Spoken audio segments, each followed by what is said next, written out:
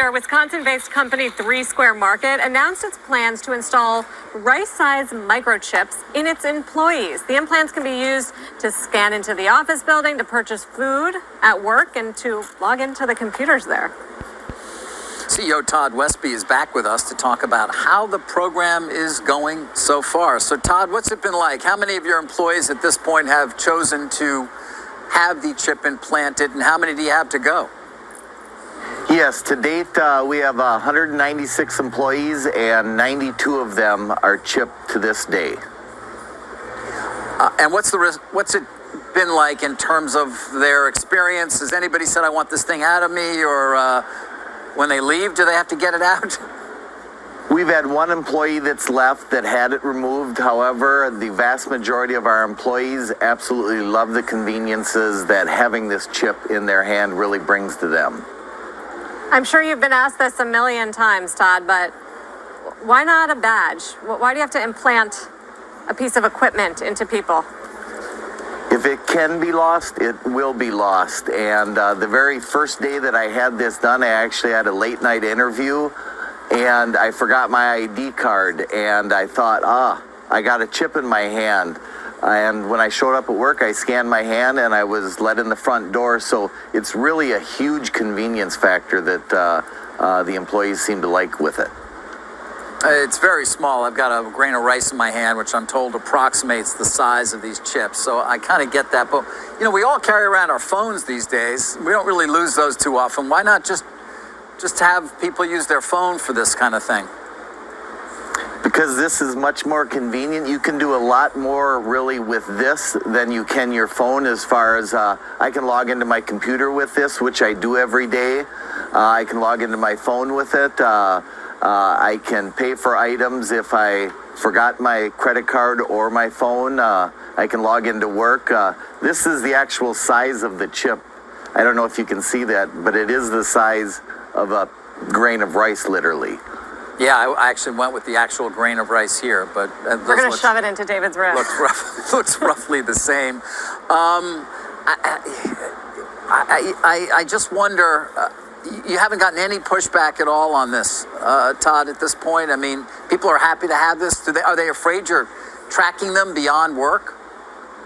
No, we have had, some normal pushback, which comes with anything you do. However, what we've really done with this, I think, is you see a lot of discussion now about implants and how they can, take your heartbeat, get your blood glucose levels. You see Amazon just hiring a top-notch doctor. You see Walmart filing for patents on this. What we've really done is sort of made it acceptable, or brought it in the forefront where people are now talking about it and looking at the benefits that it can do for a person. So do you have sort of this objective to expand the capabilities or services attached to this, or to kind of market this as a product, or is it really just kind of adding convenience for people there? We did this honestly initially just for fun, because that's what a technology company does, and often when you start with something you end with something completely different, and that's the case here.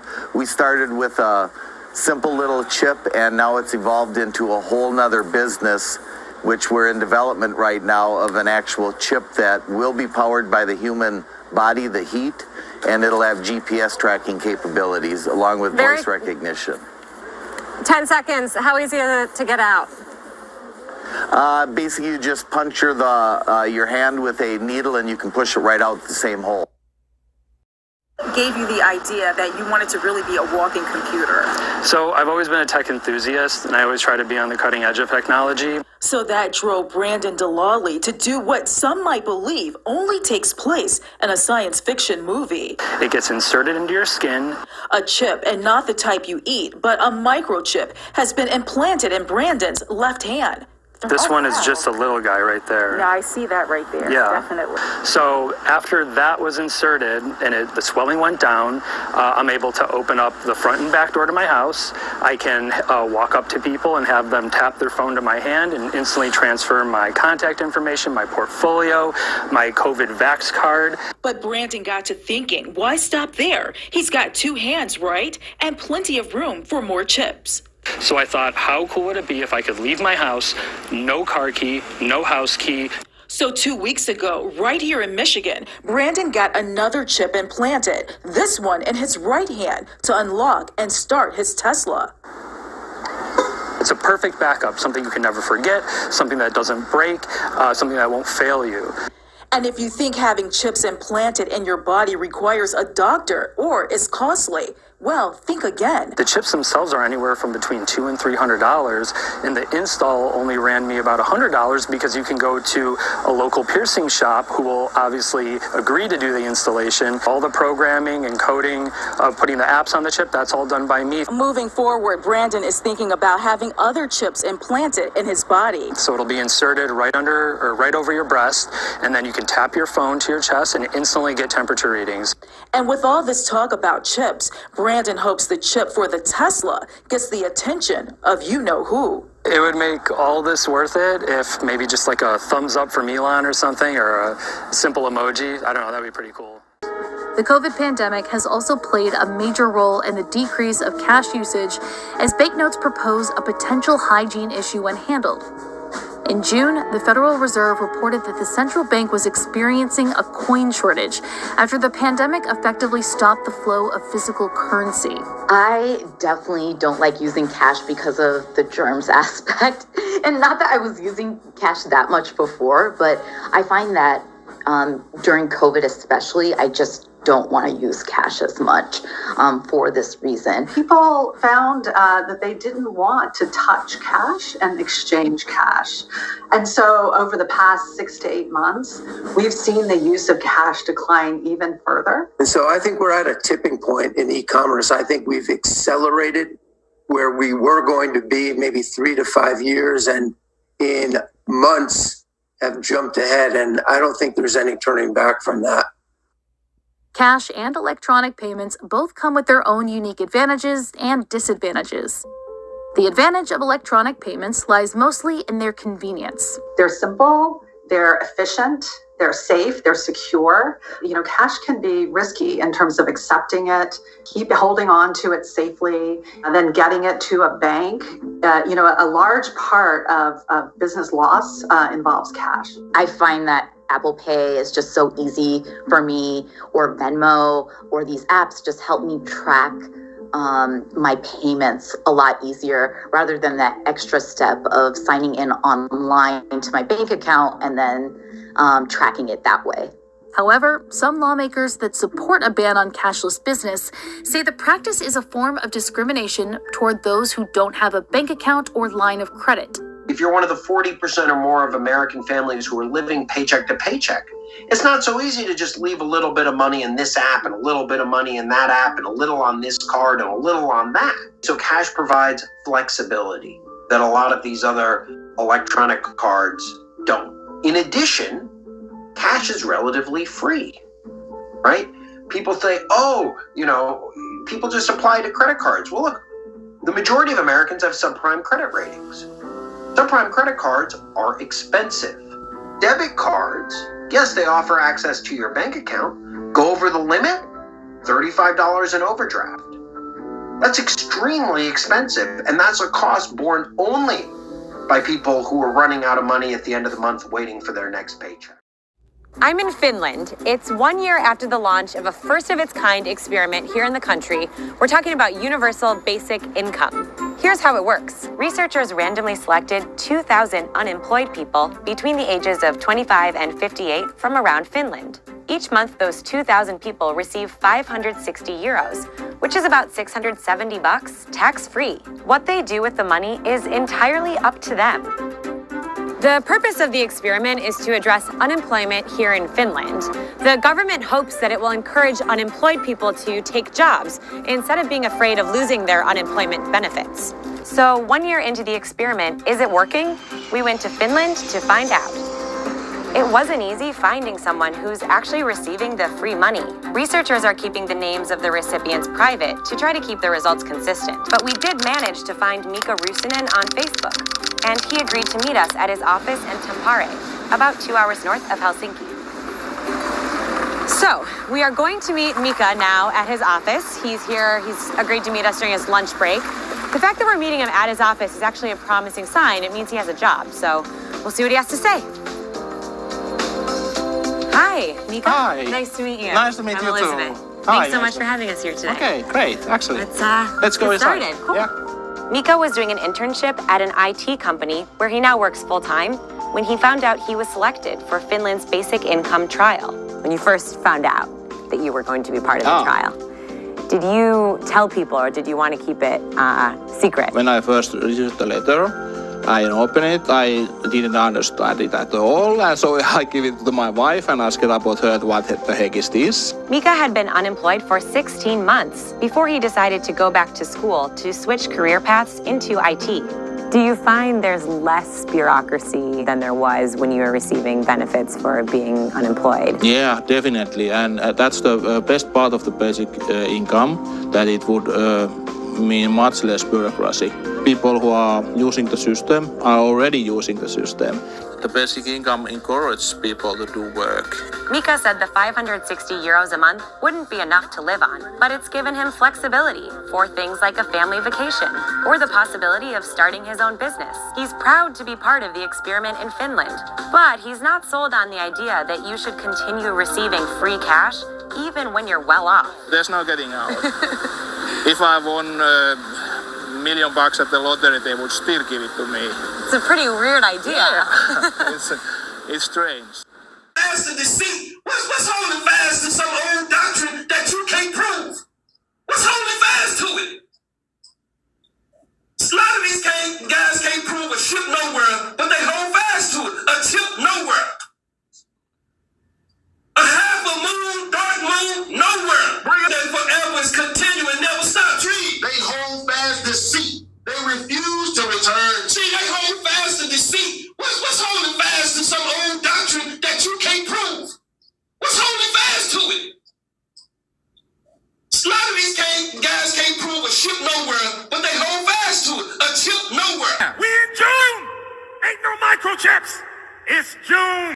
Revelation chapter 13, verse 15.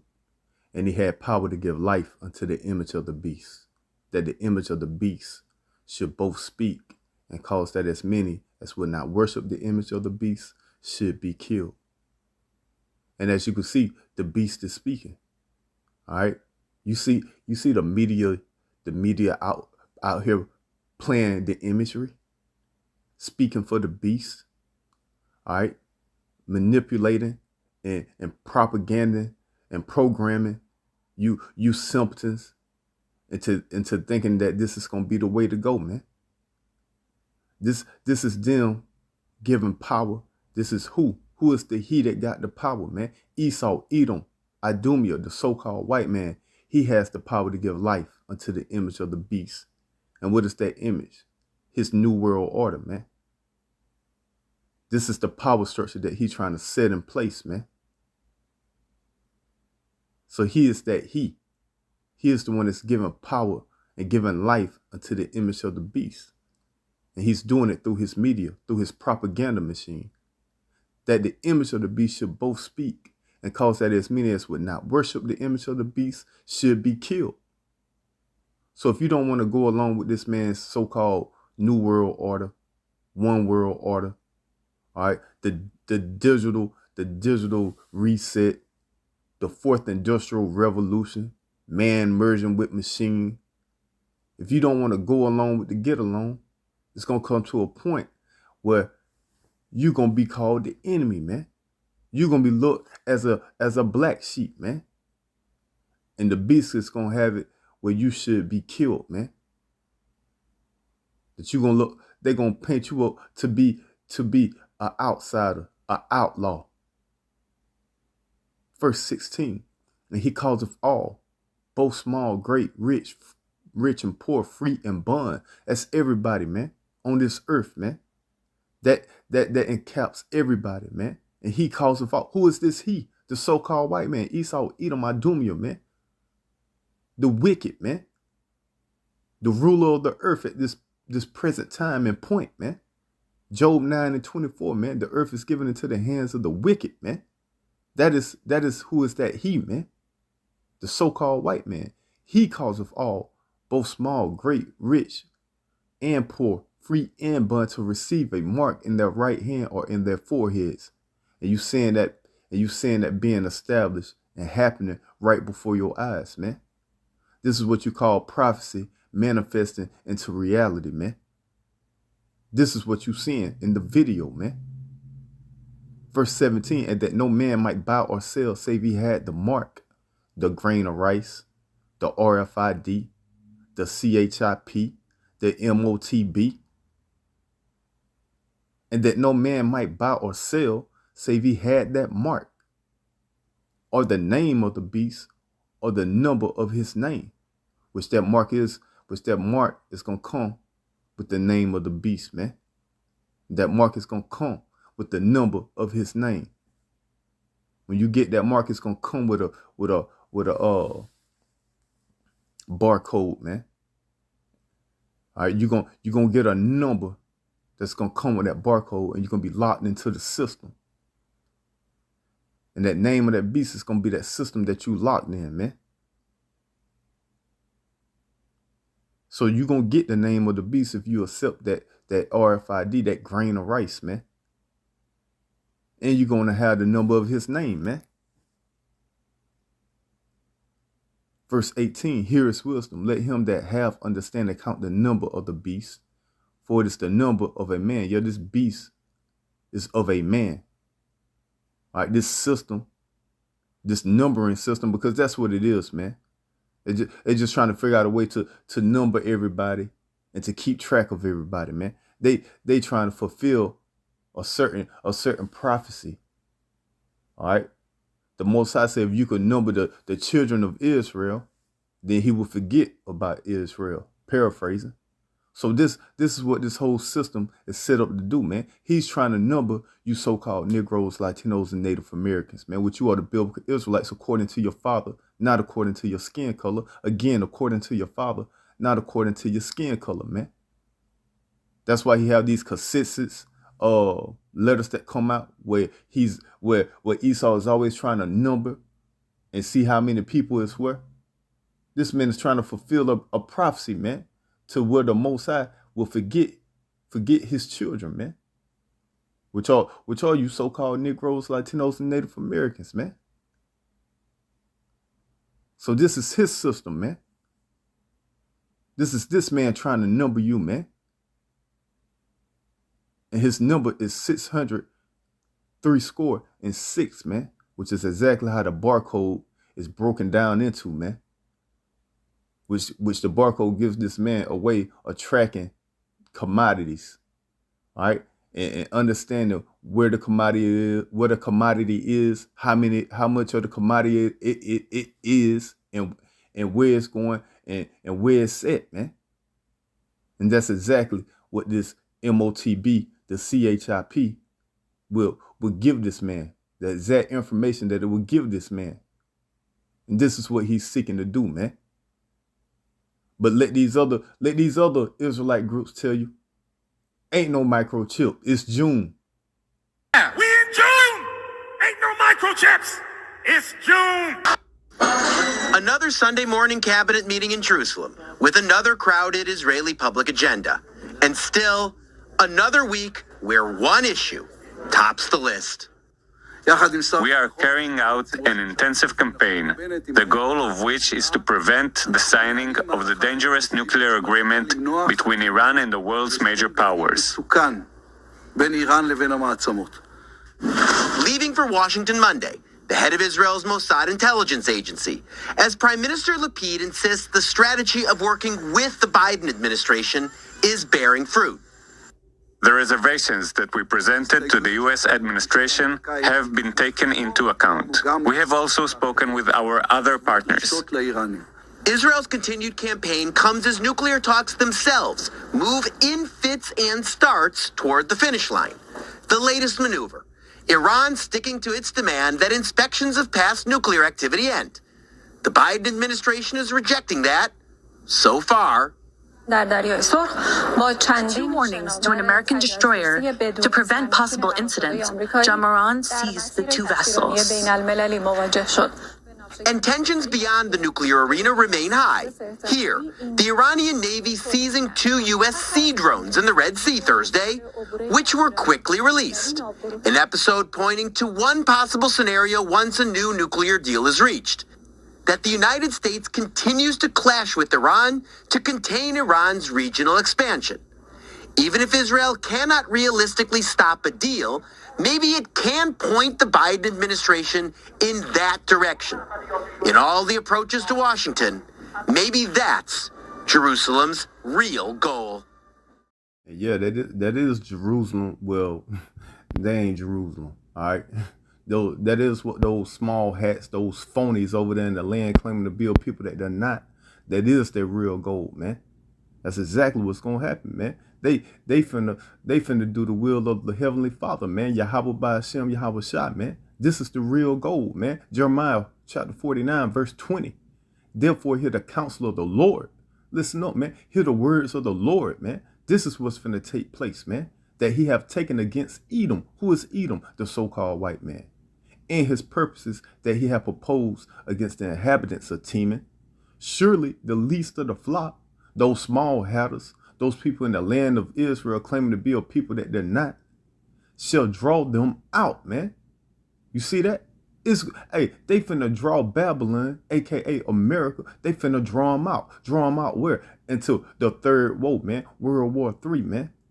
This is what you witnessing, man. This is what you seeing. This is prophecy being manifested before your eyes, man. In the news. This is what you seeing, man. Right here in the news, man. Surely the least of the flock, the small hatters, or people that's a nobody, a bunch of goddamn bastards that's in the land of Ashdod, prancing around claiming to be a people that they're not. Surely the least of the flock shall draw them out. Draw who out? Babylon, America, the whore that rideth upon the beast. Surely he shall make their habitation desolate with them, man. Yeah, listen, man. The third woe is here, man. That's what's going on, man. The scriptures say the third woe cometh quickly, don't it? Revelation, man. Let's get it, man. Say the third woe cometh quickly, right? This is Revelation chapter 11, verse 14. It say the second woe, World War II, is past. And behold, the third woe, World War III, cometh quickly, man. This is being manifested right before you so-called Negroes, Latinos, and Native Americans' eyes, man. And here it is, you out here celebrating what they call damn Labor Day, man. Which is Folly Day, man. When you supposed to be doing the Day of Atonement, man. Make no sense, man. Bunch of simpletons, man. Men of the Lord out on the highways and byways, making these internet videos daily, man. Telling you what it is, giving you the prophecies, man. Linking them up with the news, man. Showing you that it's happening and manifesting in real life, man. And y'all still stuck on stupid, man.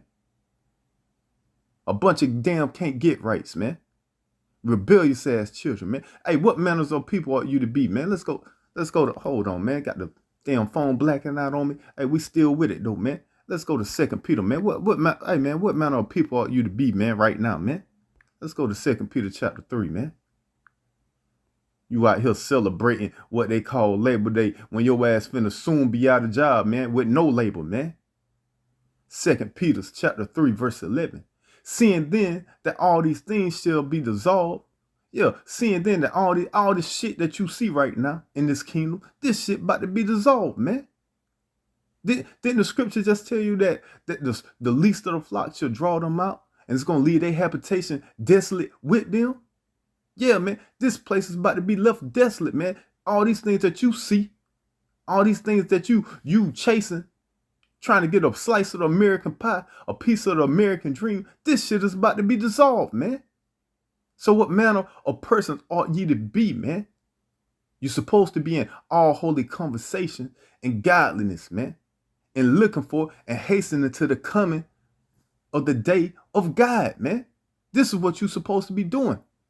But nah, y'all up in the bars and in the clubs, goddamn drinking and partying like it's like everything is all good, man. Like it ain't no troubles, man. Like y'all don't see none of these economic woes, man. As if none of these prophecies are manifesting, man. But it's okay though, man. The Most High got a solution. All right? And that solution is what you about to hear next. Wherein the heavens being on fire shall be dissolved, and the elements shall melt with fervent heat, man. Your ass is finna be, hey, listen, your ass is finna be welcome to a damn barbecue, man. And your ass is the ingredients. Your ass is the main dish that's gonna get cooked, man. That's what's coming to you, damn hard-headed, rebellious ass so-called Negroes, Latinos, and Native Americans, according to your father. Again, according to your father, not your skin color, because you want to follow after the oppressor. Chase after the American dream. Continue to sip the Babylonian juice. And keep your head and your mind in this polluted, worthless ass society, man. That's gonna destroy you with a sore destruction, man. That's what's coming, man. All right. Your whole goddamn body is about to be melted, dissolved with fervent heat, man. ICBM, hypersonic nuclear missiles, man. The glittering spear, man. All praises to Yahweh by Hashem, Yahweh Shai. Double honors to the elders at Great Millstone. Honor to all the brethren out here doing the work in the will of the Father in truth and sincerity. Shalom.